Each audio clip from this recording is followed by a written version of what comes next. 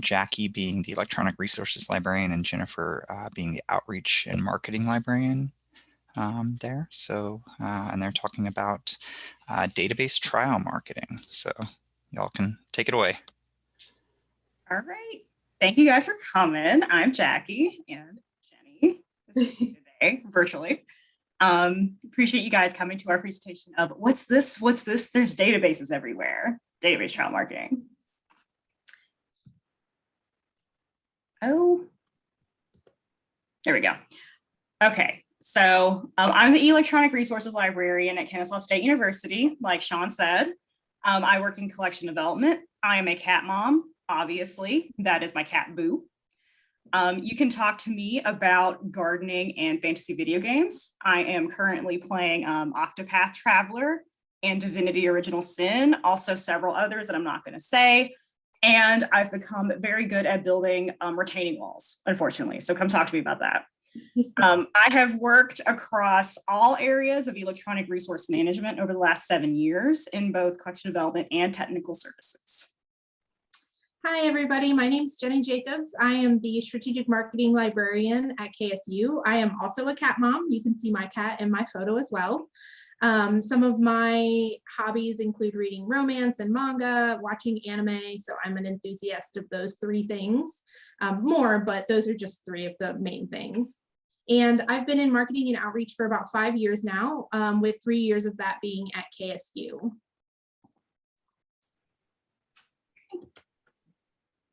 Okay, today we'll be covering how we run database trials at Kennesaw State University and specifically how we market them, our successes and challenges in marketing them. Jenny's going to go into like more in-depth information about how we market those database trials and also how you can adapt it for your institution. Okay, so at KSU, we run database trials 2 times a year, once in the fall and then once in the spring semester. In my experience, most of the vendors want to give you a 2-week trial, but I've been pretty successful just by asking and negotiating trials to last 3 weeks or 21 days, whichever is longer. And that's important because given the amount of work that is involved in like the setup for me and also for Jenny in terms of like creating marketing materials and actually pushing those out, I advise against 2-week trials because that's only about 10 business days. And so with how busy the semester gets for everyone on campus, it's really easy for your users to accidentally miss taking advantage of your trial. And if you don't catch them until the very end of that first week, and it slips their minds over the weekend, you just kind of miss them entirely. And you want to give them as much opportunity as possible to look at a given trial, especially since, you know, we tend to have multiple and you don't want them trying to rush through every single trial, database trial you've got running over like 20 minutes. You want them to actually sit there and actually like investigate and look through the resource. You also have to keep in mind too, when you're scheduling trials, that you're competing with other campus events like midterms and finals and things like that.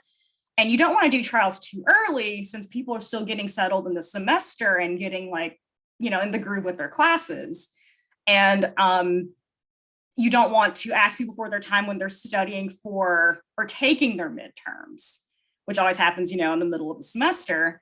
And when people are on breaks, you know, they're rightly turning off their like computers and things like that. So sometimes you have no choice but to schedule it kind of in the middle of stuff, but you try to avoid minimizing the effect if you can. And you also want all of your trials to start and end at the same time as much as possible. For example, it's a lot easier for your users to remember that the library's database trials always start on Monday at like 9 o'clock in the morning. And in this month, and end on this Friday in this month at 5 p.m., the end of the business day. It's also easier for your marketing because you only have to put one date and time for start and end. So in your marketing, we recommend that you announce that your trials start on Monday at a specific time and end at Friday on a specific time. And on the back end, you might want to have your trial start on the previous Friday or much earlier that Monday morning so that you can work out any technology kinks.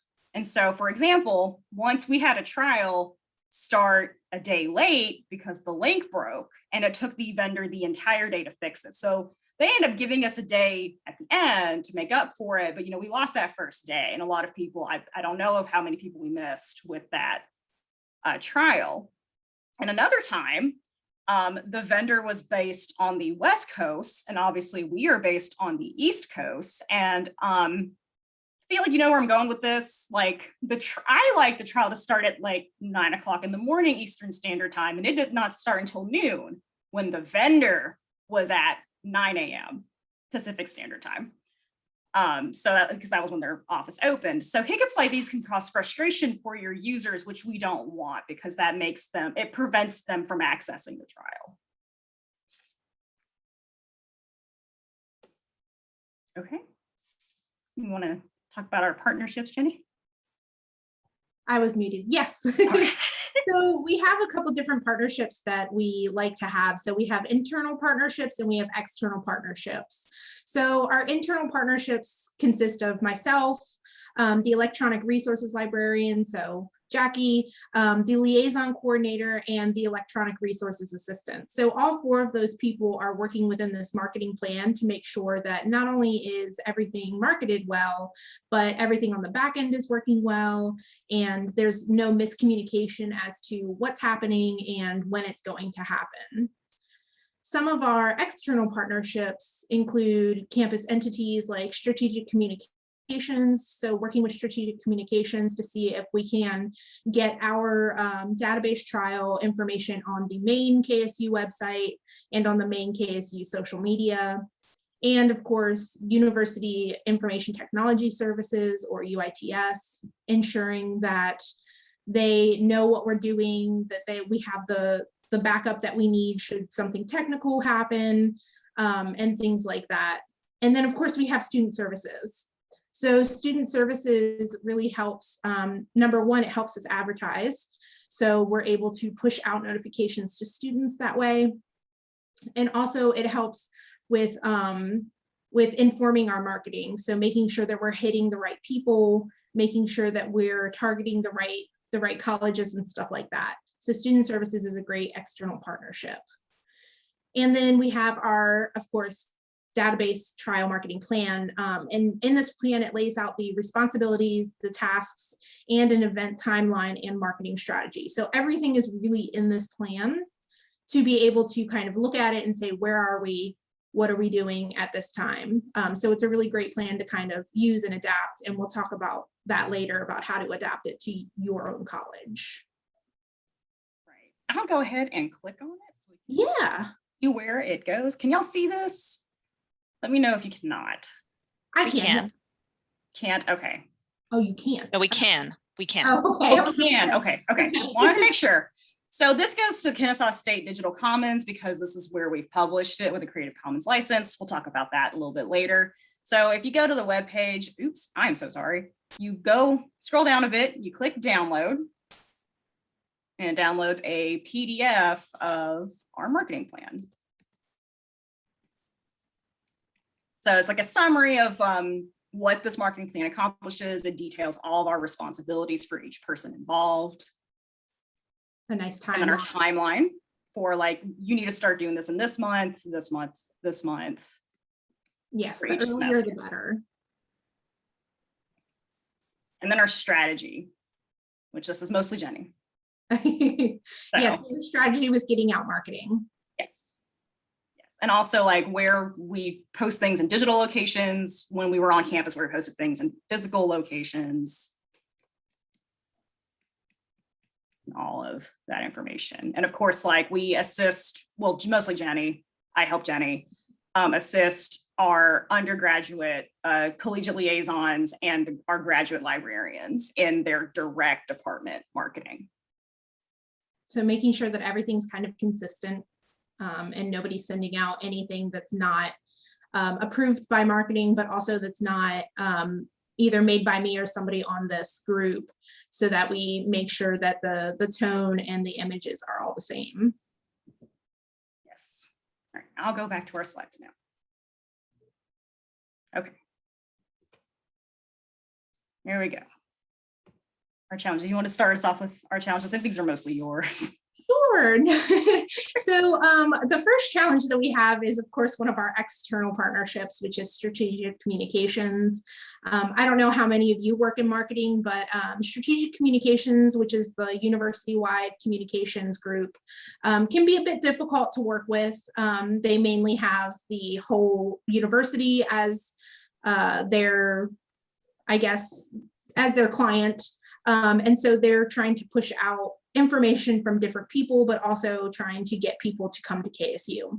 So making sure that you kind of have that in, I guess, with them would be great. If you do have a communications place and you are able to comfortably talk with them and get into a partnership with them. We've had limited success, but some success with them. So that's one of our big challenges. Our second challenge is UITS. So working with them, you'll see that all of our challenges are external partnerships, but working with UITS to ensure that everything goes as planned, that there is no hiccups in getting the content that we need, and that they're not going to stop us from using a database or having a database, as well as on the marketing end, it hurts with how our web pages are designed. They're very static. So being able to kind of create things that are dynamic and draw the eye is something that you really want to think about, especially if you have a UITS that is very strict in what they allow. And then our third challenge, of course, is the student newspaper. So we have a love-hate relationship with our student newspaper. And if you have a great relationship with your student newspaper, I would highly encourage you using them. We have tried to use them in the past. Unfortunately, we don't have a budget for advertisements within the student newspaper, so trying to get a free ad run is quite difficult at this time, but it is one route that we have looked at going and have tried to go. Okay, Jackie. Okay. And I want to point out these two, that these challenges are also like they're external because there's a lot of moving parts. Like me and Jenny talk all the time, right? But with, you know, you're dependent on other people's schedules, and that's what makes it challenging. And that's why you need to start really early with this stuff, so you can anticipate like potential problems, because there's always going to be one. It just depends on how big that problem's going to be. Right.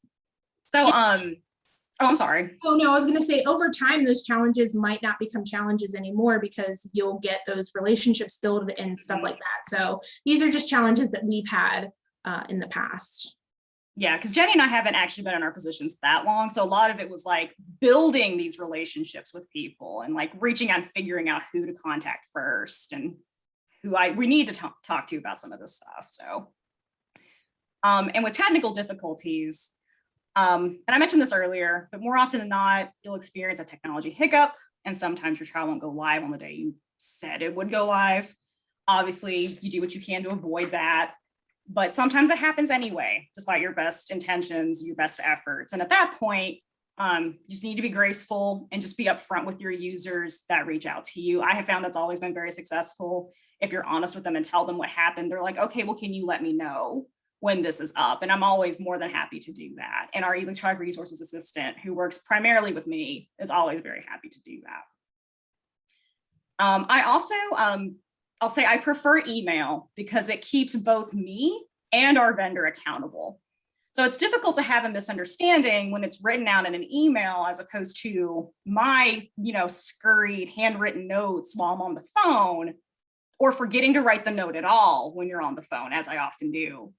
And also, like, the email allows you to give the vendor the very specific information you need, or they need, to set up the trial, such as like the IP addresses, your Open Athens information, the start and end dates and duration, things like that. Okay, our Qualtrics survey. I bring up the one that had the 300% response rate increase because that was our best one. we developed this marketing plan in time for the fall 2018 database trial. So Jenny and I hadn't even been at Kennesaw for a year yet at this point. So that same trial period, we saw a 300% increase in our response rate. And to be completely honest, it's also the same semester that we trialed Canopy. So I have a feeling that had a whole lot to do with it. But our response rate has increased since we started like using this marketing plan to market our resources between like the time like before us and then like after us. When it comes to other things, so our creativity and our marketing, some successes are making the content more friendly, student friendly. So making things that students would find pleasing or graphically pleasing and would be more likely to look at. So I like to use meme marketing, and that's always been a really heavily looked at and interacted with social media. Other than that, I like to use images from the database so that they see what they're getting into. Like Jackie said, when we did Canopy, it was really great to be able to use the video covers from the videos that they were having on there and everything like that. So that's more student-friendly content to where it's not just saying, hey, we have a database trial, come and check it out. And then with marketing, some of our successes, these are mainly how we market. So the KSU Inform and the Student Inform are both weekly emails that go out to faculty, staff, and then students. So using that to continually push what we're doing and saying, oh, you have this much time before this database trial ends, make sure that you're looking at it. Another great success is OWL-TV, which is a continually rotating slides that are all around campus. They're in the library. And so making that graphically pleasing slide so that people will want to stop and see what is actually on the TV. And those have been really, really helpful. We also started using OWL Radio. So that is what happened. That is what comes on in the gyms. And you can also go onto it in Spotify, and they run ads after every couple of songs. And so we made sure that we sent in ads saying, hey, the library is having a database trial, be sure to check it out, and then some other information about where they can go and stuff like that, but keeping it short, sweet. And if it's continually in their minds, then that's something that they'll think about. I know when we first started doing this, one of the other librarians at KSU was like, yeah, I heard that advertisement about 5 times while I was at the gym. So it's working.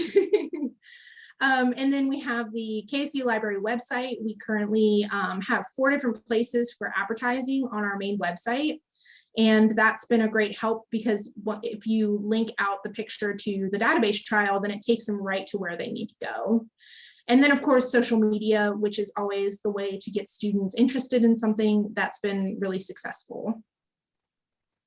I'm going to jump back to OWL-TV because one of the best things I realized, like after we started doing this and like pushing things to OWL-TV, was both our offices are on the 3rd floor at Sturgis on the Kennesaw campus. And it was awesome to step off the elevator in the morning and you would just see students just kind of like sitting there staring at it and watching our slides go by.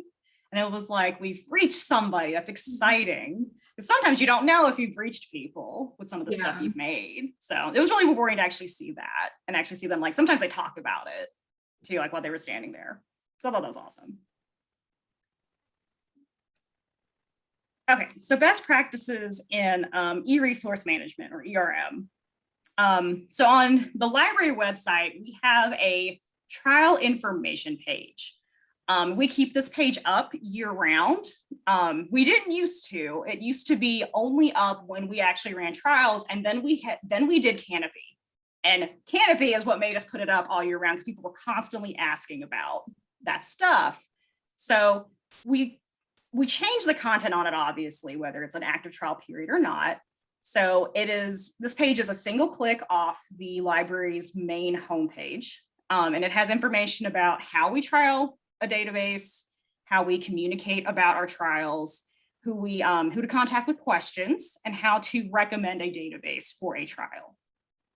So when the page is active, it has direct links to the trials themselves and to the actual Qualtrics survey. I'll go ahead and click on it so you guys can see. So honestly, we do not actively have a current, we're not currently running database trials because the semester just ended for us earlier this week. So it has, please contact the Director of Collection Development with questions.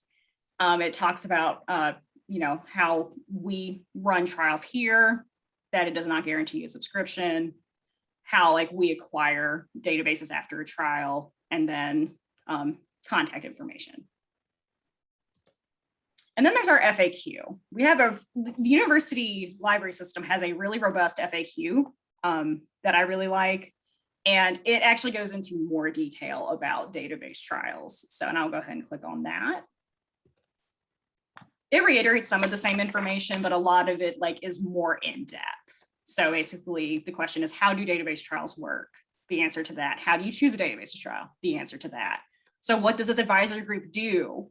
Because it's not just collection development making these decisions on what to trial and things like that. It's made up of collection development librarians and liaisons and our graduate librarians as well. How our users can participate in their database trials. What happens after that? And then what if I want to recommend something? So there's a link directly to our purchase request form. So Qualtrics. And I think Qualtrics is a great, effective way to get consistent anonymous feedback. We have a default series of questions and then a couple of free text fields for users to leave comments. And I'm more than happy to talk about those questions we have here. I don't have anything actually linked here, but so trial management. Oh, Alma. Alma was supposed to be our ERM. So, which is where we would manage the trial on the back end. So the start and end dates, the request information, vendor information, important communications, stuff Jenny and I talk about would go in there because it was going to be where you went back in the future if someone asked about a trial or if we work with the vendor again for whatever reason for another database trial. And it was also supposed to serve as our repository for historical database trial information. And so not too long after I started working at KSU, it broke. You couldn't ever activate the trial. And I developed a workaround, and Gil was great about working with us to work with Ex Libris to get it fixed done. And so it got fixed, and then we skipped a trial period. And then for the next trial period after that, I realized it was broken again, and then my workaround did not work anymore. So we were kind of stuck there. And it took a while for Gil to have Ex Libris work on a fix. And of course, the fix took a while to, push out because Ex Libris has other things they're trying to work on too. So at that point, I was spending more time trying to get it to work in Alma than actually working on database trials. So at that point, we made the decision to stop using Alma entirely and just managed our database trials in a series of Microsoft Excel spreadsheets in SharePoint. And since I can take advantage of certain SharePoint features like hyperlinking within spreadsheets to go to other spreadsheets, it actually worked pretty well as a rudimentary ERM. And so my last point here, working with vendors, and I mentioned this earlier, and I'll mention it again, we manage a lot of information. I don't expect anyone to remember anything. I don't expect myself to remember most things that happen during the day. And so I try to do as much as I can through email so that everyone has a written record of what needs to be done and what everyone has agreed is going to happen. So finally, important information for you to have on hand are things like IP addresses, your Open Athens information, and the specific dates you want your trial to run. So work with your strategic marketing librarian on that.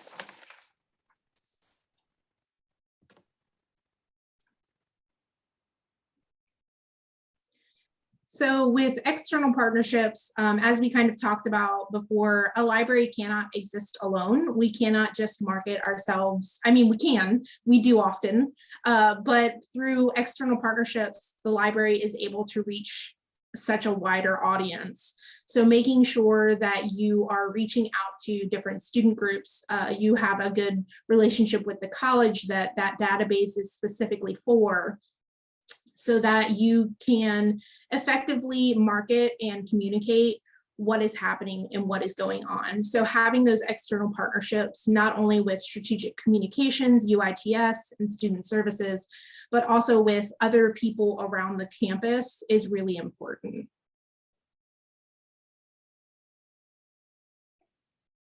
So as I stated before, we have strategic communications.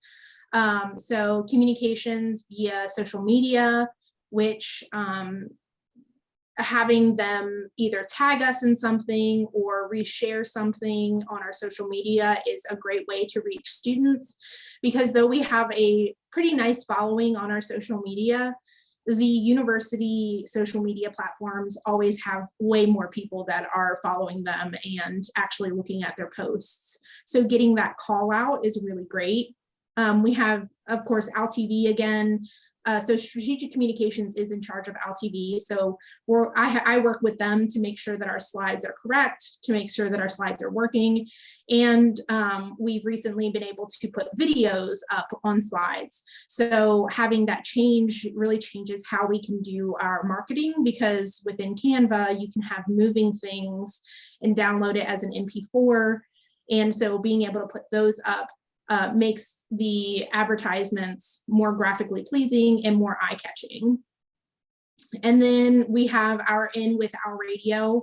I have a contact at Our Radio, and it's really great to be able to contact her and ask her, does this look okay? Would this be good for the students? And we're trying to work with Our Radio currently to get a monthly spot for the library on live radio.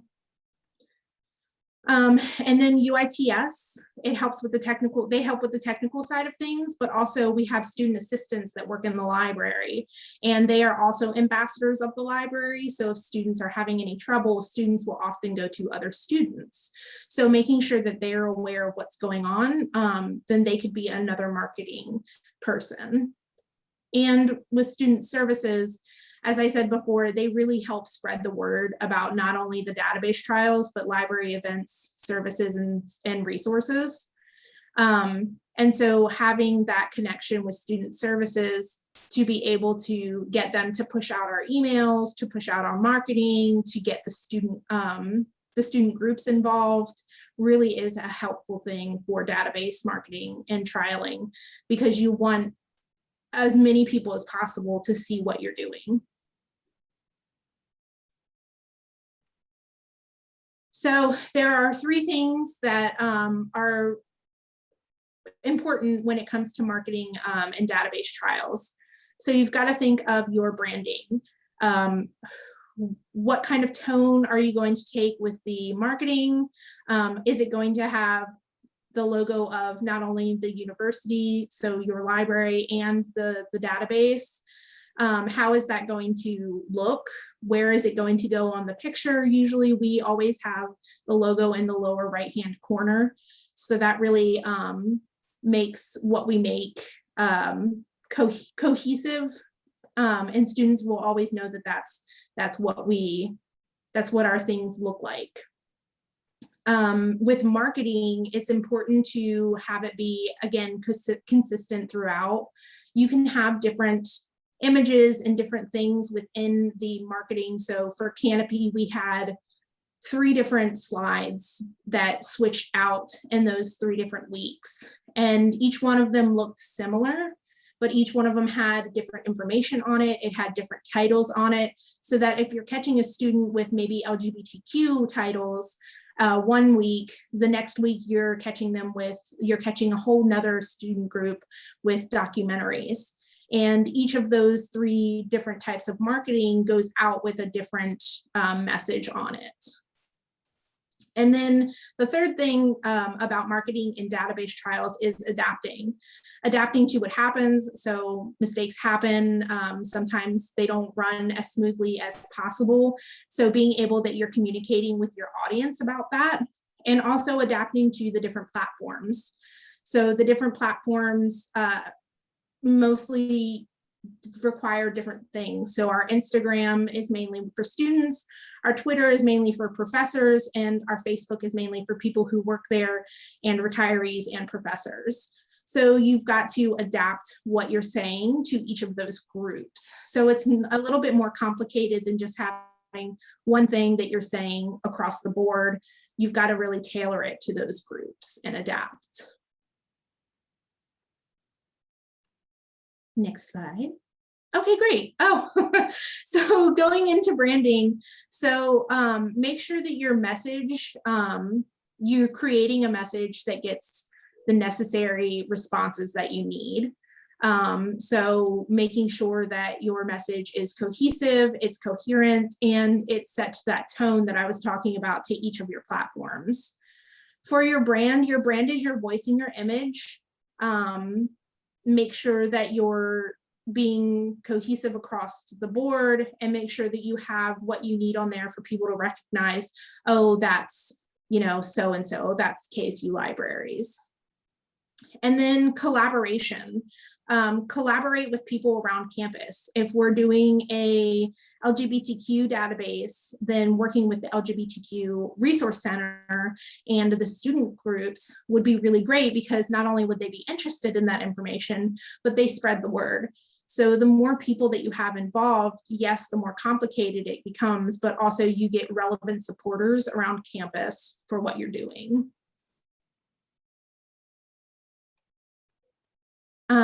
So with marketing, we have the three main things that we've already kind of talked on. Social media is a really easy way to connect with students. Campus-wide email is a really great way to market to a variety of people, but mainly it's really good for our professors and our faculty and staff. Because students don't always look at their email, but it's good to send it just in case they do. But the faculty and staff has a wider rate, a higher rate of looking at those emails. And then digital slides and emails. So continuous digital media. So making sure that you're continuously saying, we're having a database trial, you know, look at what we're doing. And making sure that you have a personalized experience through emails. So with your liaison group, making sure that they're emailing their professors that are relevant to that database, and making it more personalized than a campus-wide email saying, we're doing this database trial, reaching out to the specific professors, the specific colleges, and saying, hey, this database is specifically for you, really makes it kind of goes that extra mile to make it more personal.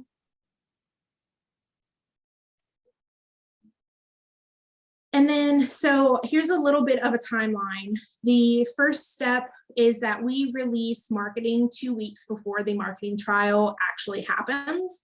And that's just a save the date to make sure that people are aware that it's coming. So not only that things will be changing internally with our databases, but also making sure people are aware outside that this is happening and we want you to participate. So the next step is to release new marketing the day of, and continuously sending out email blasts and posts. So you want to find that balance between too much information and too much posting, and, you know, not enough. So usually about once or twice a week, sending that out so that people are aware is not bad. And then the third step is ensuring that people know that the database trial is coming to an end. We don't want people to be frustrated that they've tried this new thing, they really like it, and now they can't use it anymore. So ensuring that the message of the database trial ends this date, be sure that you're going to use it by then, and you fill out the survey.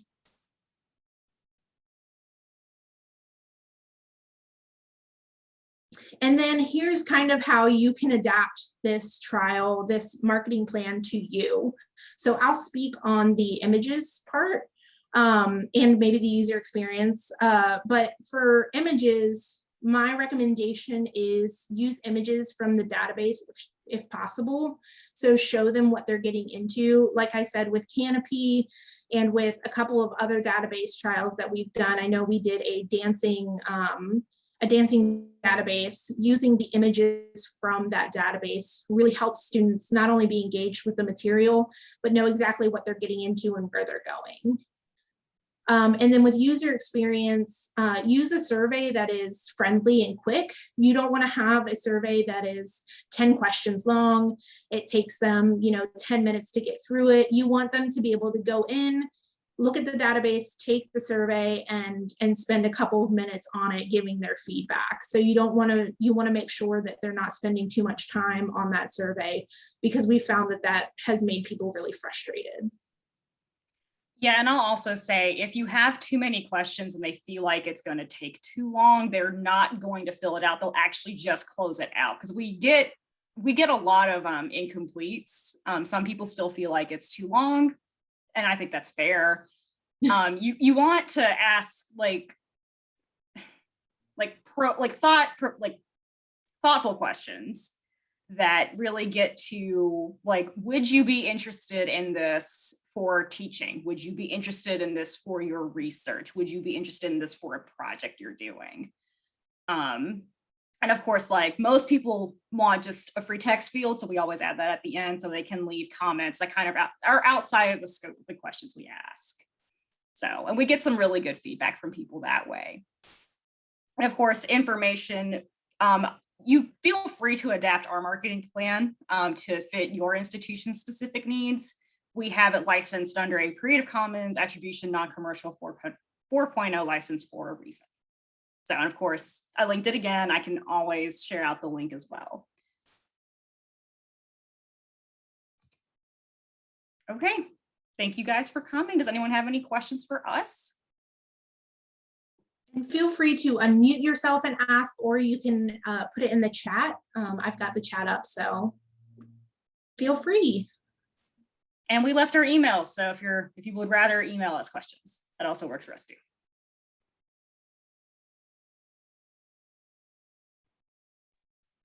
I'll break the ice here. Okay. So I'm sure everybody else has much better questions, but here's a question just to break the ice. How do you decide which databases you're going to be doing trials of?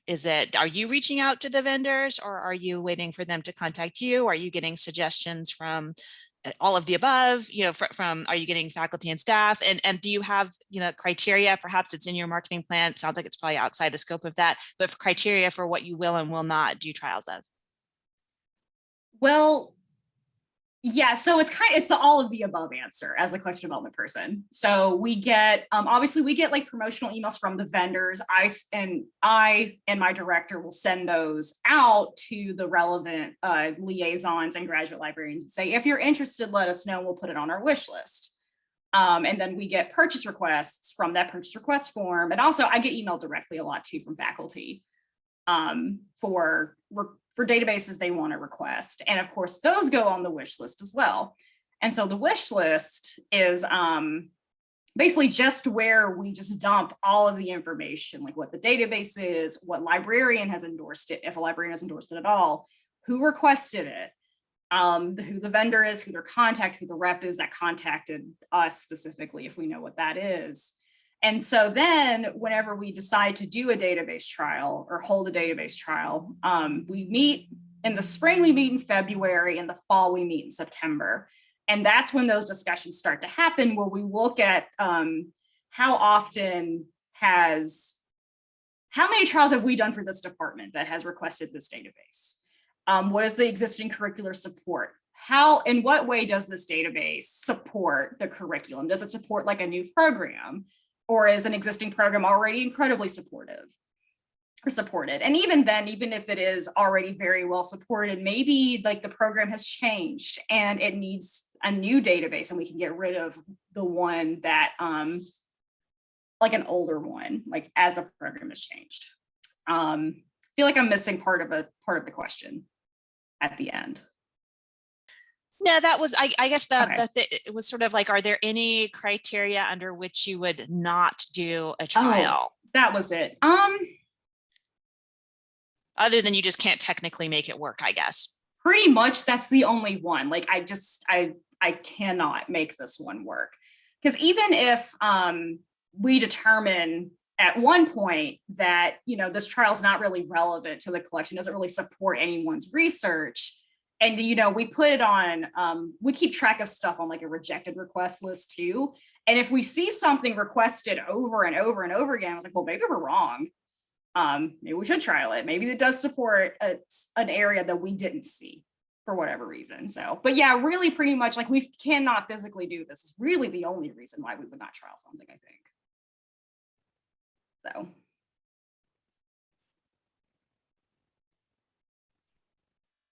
Any other questions?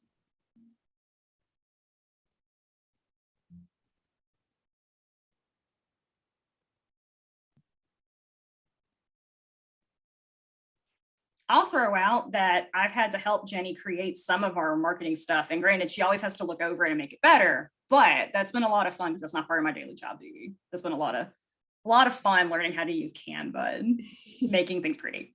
You've been doing really great. So yeah. You always make it look better though. So, that makes me very happy. So. Y'all feel free to put questions in chat too if you are shy about speaking up. Yeah. I don't see any in there right now. No, neither do I. This may be, I've got a question. It may just be something that I'm not aware of, but are these database trials, are they like free of charge to try, or do the vendors make you pay like kind of like a, I don't know, some kind of fee in order to trial it to see if you want to implement it into your library collection? That's a good question. I have never, they're always free, right? Because vendors are always wanting you to try out their stuff so that you will buy it. I don't think I've ever actually run into one where they wanted us to pay some kind of nominal fee. I don't, to be quite honest, I don't think we'd be terribly receptive to that.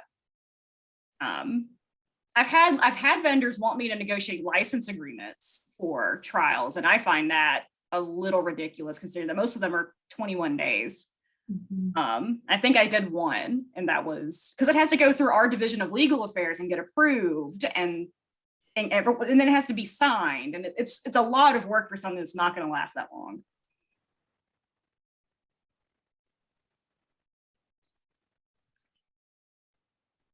Do you typically communicate the results of your feedback to the vendors after the trial, or do you just keep that in-house? I normally do, because like most of the vendors have wanted to have like a wrap-up meeting, I guess would be what you would call it. And I do normally share it then, like what our feedback is. They share usage with me too if they have it, which is great. Sometimes it's not counter, but that's a different presentation. Because I would prefer counter, but.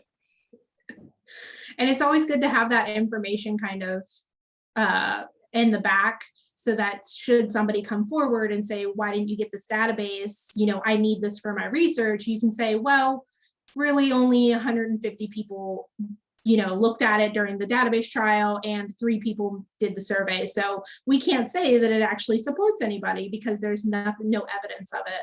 So that's always really good to have that information. Yeah, and especially if you get lukewarm feedback. You want like enthusiastic, like, this is great, this would help me so much, this would really help my students in their like coursework for a project. Like you want that kind of feedback. You don't want, it was cool, I thought it was interesting. Because that, that, especially with like library budgets being the way they are, it's very difficult to justify it's interesting as a reason to pick something up. Even if it is interesting. We have lots of interesting stuff. There's lots of also free interesting things. Agreed. Hi, can you hear me? Yes. I'm Jessica, the Electronic Resources Librarian at Valdosta State. We don't trial a lot of things, usually only if our collection development librarian brings it to me. But sometimes I found your presentation really interesting as a different way to kind of reach out to students and faculty about trials, but we don't have a lot of wiggle room in our budget. So I find the whole process overwhelming, I guess, like to put in that much effort and then we can't get it. So do you make sure that you have money in the budget before you trial it, or you're willing to try things to see if maybe you can fit it in somehow? We're willing to try things. We keep many wish lists. Collection development does. And one thing that happens is if we really like a resource, but we don't have any money, or we really like a resource and we don't have enough money for it, we will prioritize it and then we'll stick it on a wish list for future acquisition. And that, I mean, we really only, it goes on a wish list unless we just outright decline a subscription to it. So I'm like, we prioritize it as one is pick this up as soon as we have money for whatever reason, whether like end of year money or it's like money gets swept from somewhere else. And of course, that's keeping in mind, obviously, is your continuing subscriptions budget going to be able to handle a continuous subscription? 2 is if there's ever a whole lot of free money, we'll pick this up. And 3 is if we just have an unlimited budget one year, we'll pick this up. 3 has never happened as far as I've been here, unfortunately. But they're always like that, like we really want this if we can ever do it. So that's how we like maintain that. Because we're very familiar, unfortunately, with the very tight budget. Like Jenny has no budget for marketing, unfortunately. So it's a lot of creativity and how can we do this for free? Yeah. I have a question to piggyback off of that question is if you were to run across a database that's like majorly expensive, like per year to run, and you as an institution can't afford it, because I'm at a small institution at Dalton State College, and we would love to get some of these databases, but we just don't have like the enrollment level that, we could have. But is there a way, have y'all ever done like a consortial level like proposal, like to partner with either the USG or other institutions within the university system to like maybe split the cost of something like that? Or is that even something that's been considered, or is that something that could be done?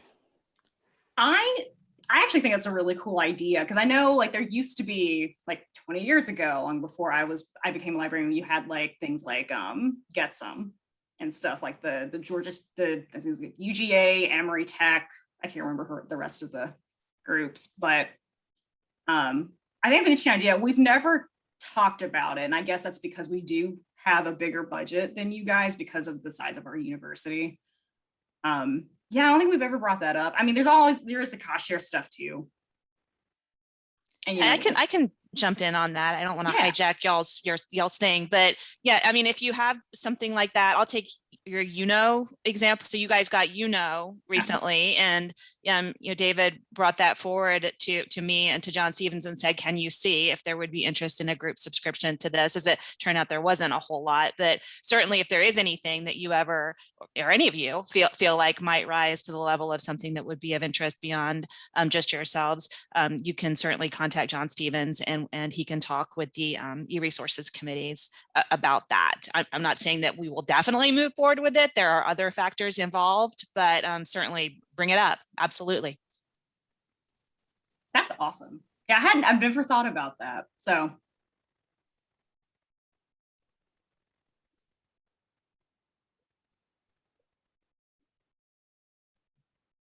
Anyone else have any questions? This has been great. It's really good questions. Yeah. It's been fun.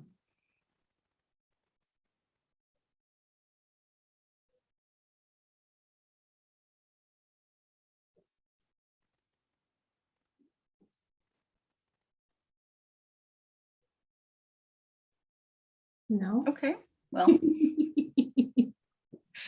like I said earlier, please feel free to email me and Jenny if you have any questions after this that might pop up. Yeah. If we don't have an answer for you right then, we will find one. Yes, most definitely. So. All right. Thank you guys for coming. Appreciate it. I think we're the last session of GUGM, or one of the 2 last sessions of GUGM. So appreciate you guys coming. Yeah, I hope you guys had a good GUGM. Thank you so much. Thank you. Thanks.